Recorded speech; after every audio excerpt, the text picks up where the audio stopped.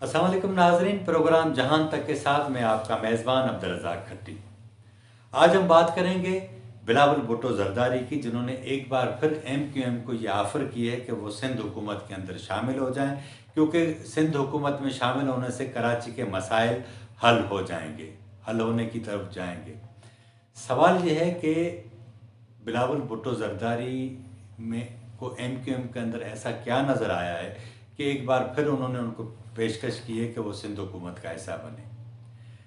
आपको याद होगा कि आसफ अली जरदारी जब के हाथ में जब पीपल्स पार्टी की कमान थी और वो MQM को जिन्होंने उन्होंने हुकूमत सिंध में जितना हिस्सा दिया था, उसके नतीजे में सिंध के अंदर शदीद तनकीद होती रही पीपल्स पार्टी पर। लेकिन बाद के दिनों में पाकिस्तान पीपल्स पार्टी और MQM की जब राहें जुदा हुई और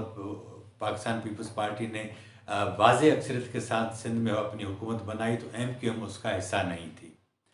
अब हमने देखा कि जब तहरीक इंसाफ की हुकूमत वफाक में कायम हुई, तो अपोजिशन जो इस्टेब्लिशमेंट से कराबतदारी रखने वाली जितनी सारी जमातें थीं, वो पाकिस्तान तहरीक इंसाफ की इत्तेहादी जमातें बनी। और इस बार हमने देखा कि वो एक सादा अक्सरियत से वज़ीर आज़म इमरान खान अक्सरियत लेकर आए और मुंतखब हुए कायदे ऐवान। अब जो सियासी सूरत तब्दील हुई है वो ये हुई है कि बिलावल भुट्टो जरदारी MQM को सिंध हुकूमत में शामिल करने की पेशकश इसलिए कर रहे हैं कि वो वफाक की हुकूमत के ऊपर दबाव बढ़ाना चाहते हैं। गुज़िश्ता 2-3 हफ्तों से हम देख रहे हैं कि IG सिंध के हवाले से वफाकी हुकूमत और सिंध हुकूमत के दरमियान एक ज़बरदस्त किस्म की रस्साकशी चल रही है। एक तरफ IG सिंध कलीम इमाम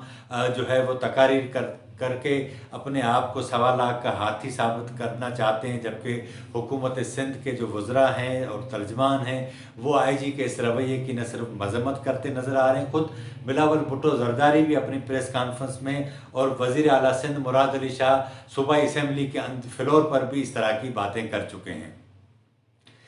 मामला ये है कि वफाकी हुकूमत आखिर ऐसा क्या है कि IG सिंध के मामले के ऊपर अगर जो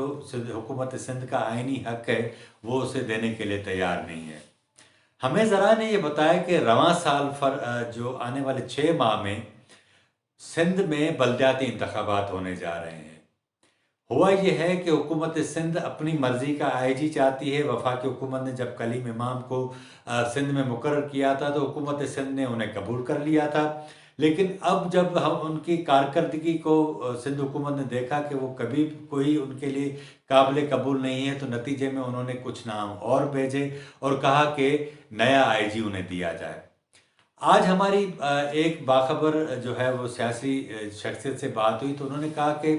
हुकूमत सिंध चाहती है कि उसकी अपनी मर्ज़ी का IG हो, ताकि बल्दियाती इंतखाबात में वो उनके साथ मिलकर अमन अमान के जो मामलात हैं वो देखें, जबकि हुकूमत की इत्तेहादी जमातें खुसूसन MQM और GDA जो सिंध में जो है वो एक सियासी फरीक हैं, पाकिस्तान पीपल्स पार्टी की अपोजिशन वहाँ जमातें हैं, वो चाहती हैं कि उनकी मर्ज़ी का IG सिंध लगाया जाए। अब यहाँ सवाल ये होता है कि बिलावल भुट्टो जरदारी ने आज दोबारा पेशकश इसलिए की है कि वो MQM के नाम पर ये दबाव बढ़ाना चाहते हैं वफाकी हुकूमत के ऊपर कि हुकूमत सिंध जो IG का नाम जो उन्होंने दिया, उनमें से कोई 3 नाम जो दिए उनमें से कोई एक नाम हुकूमत सिंध के नाम को मंजूर करके IG सिंध लगाया जाए। अब ये जो रस्साकशी है, अब इसमें हम देखते हैं कि पाकिस्तान पीपल्स पार्टी इस पोजीशन में तो है नहीं कि वफाकी हुकूमत के ख़िलाफ़ इधर इस्लामाबाद में कोई तहरीक अदम एतमाद ला सके, क्योंकि अगर MQM तहरीक इंसाफ की से इत्तेहाद ख़त्म भी कर दे तो उसके बावजूद भी वो इस पोजीशन में नहीं होगी कि अपोजिशन का कोई कायदे ऐवान आ जाए।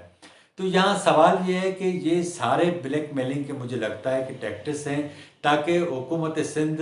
अपने जो हैं मामलात वो सीधे कर सके। अब यहाँ सूरत ये है कि अचानक जो पीपल्स पार्टी के चेयरमैन की जानिब से MQM के साथ जो रोमांस बढ़ने की जो वजूहात हैं वो ये हैं कि वो असल में वफाकी हुकूमत के ऊपर प्रेशर बढ़ाना चाहते हैं, ताकि उनकी इत्तेहादी जमात जो MQM है तहरीक इंसाफ की, ये जितना उनको पेशकश करेंगे कि आप सिंध हुकूमत के शामिल हो जाएं, तो उनका वेट और बढ़ता जाएगा और मुतालबात भी بڑھتے جائیں گے۔ تو ظاہر بات ہے کہ یہ جب جتنے مطالبات بڑھیں گے تو وفاقی حکومت کے لیے پریشانی ہوگی، پھر سندھ میں جی ڈی اے ان کے لیے ایک نئے مطالبے کھڑے کرے گا کہ ہمارے یہ مطالبے پورے کیے جائیں۔ ممکن ہے جی ڈی اے بھی کہے کہ ہمیں ایک اور وزارت دی جائے یا کوئی ایک اور عہدہ وفاقی حکومت میں دیا جائے۔ تو اس صورتحال میں اگر ان کو اکموڈیٹ کرتے ہیں تو پھر پاکستان مسلم لیگ قائد اعظم ہے، ان کو بھی کچھ نہ کچھ دینا پڑے گا۔ تو نتیجے میں ہم دیکھیں گے کہ اتحادیوں کی طرف سے پیپلز پارٹی کی اس کوشش کے نتیجے میں اتحادیوں کی طرف سے حکومت کے اوپر اور دباؤ بڑھے گا۔ لیکن سوال یہ ہے کہ اگر ہم تھوڑی دیر کے لیے فرض کر لیتے ہیں کہ ایم کیو ایم تحریک انصاف کو چھوڑ دے اور سندھ میں ان کے ساتھ اتحاد کر لے پیپلز پارٹی کے ساتھ، تو سوال یہ ہے کہ بلاول بھٹو زرداری آج سے ایک سال پہلے جو مرویسوں سندھ نہ نیسوں کے جو نعرے لگاتے تھے، اصل میں ان کا ان دنوں بھی مخاطب تو ایم کیو ایم اور ان کا جو نظریہ تھا وہی ہوتا تھا۔ اب کیا ایم کیو ایم اپنے اس رویے سے دستبردار ہو جائے گی؟ ظاہر بات ہے اس کا جواب ہے نہیں، کسی صورت نہیں ہوگی۔ تو پھر یہ رومانس کب تک چلے گا؟ آج کی ایک اور میں آپ کو ایک بات بتاؤں کہ ایم کیو ایم کی جانب سے ان کے ایک رکن اسمبلی انجینئر صابر قائم خانی نے 7ویں جماعت میں معاشرتی علوم کی ایک کتاب کا جو ہے وہ حوالہ دیا اور وہ اس کی فوٹو کاپی بھی لے کر آئے تھے۔ ان کا کہنا تھا کہ اس کتاب کے اندر جو ہے وہ انہوں نے نام تو نہیں لیا محترمہ بے نظیر بھٹو کا، لیکن کہا کہ درسی کتاب میں محترمہ بے نظیر بھٹو کی کتاب لگا کر اور پھر کہا گیا کہ پناہ گزین جو ہیں وہ بہار کالونی میں رہتے ہیں، بقول ان کے کہ مہاجروں کی توہین کی گئی ہے۔ اس کے بعد چیئرمین پیپلز پارٹی کی شاہد ہدایت پر ایک اہم سرکردہ شخصیت نے حکومت سندھ سے رابطہ کیا اور ان سے کہا کہ یہ اس بارے میں پوچھا کہ اس کی کیا، اس کے پس پردہ کیا محرکات ہیں، کیا حقائق ہیں، اس بارے میں رپورٹ دی جائے۔ اس سے ثابت ہوتا ہے کہ پاکستان پیپلز پارٹی ایم کیو ایم کے بہت سارے جو مسائل ہیں یا مطالبات ہیں ان کو ایڈریس کرنا چاہتی ہے سندھ کے حوالے سے۔ تو اب صورتحال جہاں تک بنی ہے، میرا خیال یہ ہے کہ سندھ میں پاکستان پیپلز پارٹی چاہتی ہے کہ ایم کیو ایم کے ساتھ کراچی کے اندر الیکشن کانٹیسٹ کیا جائے تاکہ تحریک انصاف کو بلدیاتی انتخابات میں ٹف ٹائم دیا جائے اور مل ملا کے کراچی میں میئرشپ اور ڈپٹی میئرشپ بھی لی جائے، اور اسی طرح سندھ کے جو اندرون سندھ کے جو شہر ہیں جہاں پیپلز پارٹی کی بہت زیادہ قوت، سیاسی قوت ہے، وہ وہاں بھی کلین سویپ کرنا چاہتی ہے۔ تو یہ چاہتے ہیں کہ پورے سندھ میں جو ہے وہ کراچی حیدرآباد میں ایم کیو ایم کے ساتھ مل کے الیکشن کانٹیسٹ کیا جائے اور باقی وہ خود الیکشن کانٹیسٹ کریں۔ تو سارا معاملہ میرا خیال یہ ہے کہ یہ سارا جو جھگڑا ابھی چل رہا ہے وہ بلدیاتی انتخابات کا ہے، اور بلدیاتی انتخابات کے ہی نتیجے میں بہتر نتائج حاصل کرنے کے لیے ایم کیو ایم کے ساتھ یہ رومانس پاکستان پیپلز پارٹی کے ساتھ بڑھانے کی کوشش کی جا رہی ہے۔ لیکن اس وقت جو صورتحال ہے وہ یہ ہے کہ اس وقت پاکستان تحریک انصاف اتحادیوں کے جو مطالبات ہیں ان میں سے بہت حد تک نکل آئی ہے۔ پاکستان مسلم لیگ قائد اعظم ہے، اب ہم دیکھتے ہیں کہ ان کی بھی وہ سرگرمیاں نہیں رہیں۔ تو اس ساری صورتحال میں بلوچستان کی جو صورتحال ہے وہ بھی بہتر ہو گئی ہے۔ خیبر پختونخوا میں جو وزراء سے استعفیٰ لیے گئے تھے وہ بھی واپس ہونے جا رہے ہیں۔ وزیر اعلیٰ کو بلا کر اسلام آباد میں کہا گیا ہے کہ بھائی جو میں فیصلہ کروں گا آپ کو اس کے اوپر چلنا ہے۔ یہ ان کو یہ بھی کہا گیا کہ آپ معاملات کو سیدھے طریقے سے چلائیں۔ پاکستان پیپلز پارٹی یہ ساری کوشش سندھ کے حوالے سے کر رہی ہے، لیکن اس وقت فوری طور پر حکومت کو ہمیں کوئی خطرات نظر نہیں آتے، اور میرا خیال کیونکہ وفاقی حکومت کے پاس دینے کے لیے بہت کچھ ہے، اور جب آپ کے پاس دینے کے لیے بہت کچھ ہو تو اتحادی ظاہر ہے کہ وہاں جائیں گے جہاں ان کو